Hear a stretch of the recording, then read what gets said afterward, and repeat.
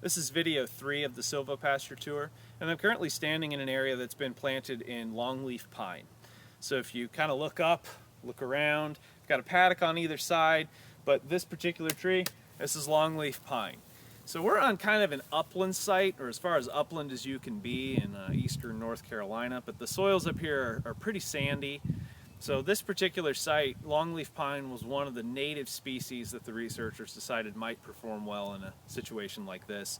Another advantage to planting something like longleaf in a silvopasture system, again, we're trying to figure out ways to get income streams a little earlier on than the landowner would expect if they were just trying to grow trees themselves alone. And one commercially valuable product that can be generated when you grow longleaf pine is longleaf pine straw. So this stuff right here, if you drive around in Raleigh or Durham or a variety of other southeastern cities and take a look at some of the landscaping that's done, it's a popular landscaping mulch.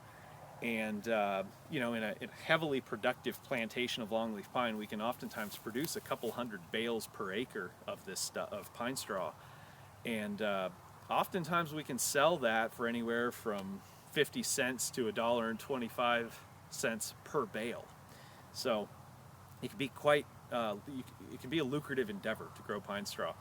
So in the silvopasture system, that's one of the reasons that this particular species was looked at, as well as just in general site suitability. But one thing I want to kind of draw your attention to, again, I mentioned this area was planted in 6 by 6, so this is roughly 6 feet. The trees behind you are about 6 feet away.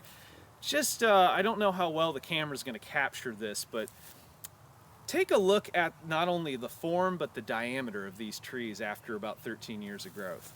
If we look at this tree right here, this is much larger in diameter than, for example, this tree.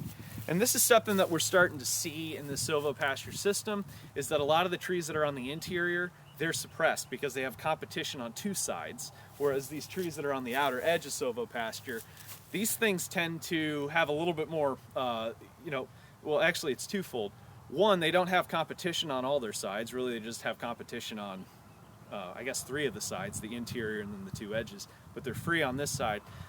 Also, when they were intercropping these paddocks on either side, they were fertilizing those things pretty much annually for those crops. So there was a lot of fertilizer being placed on either side of these, or on the edge trees. And we think that might have also provided some benefit to their growth. But one thing I'll also point out is just look at the limbing structure. If you look at these kind of interior trees, you know, they have a little bit more crowding on either side from the 2 edge trees. They're not quite as limby. They tend to have a little bit better form, albeit smaller diameters than the trees on the edge. If you look at some of the trees on the edge, you'll notice we have some pretty decent sized branches, pretty low on the stem themselves. And that can have some long-term implications when it comes to things like form, quality, and I guess the value of the forest products long-term that would grow on this site.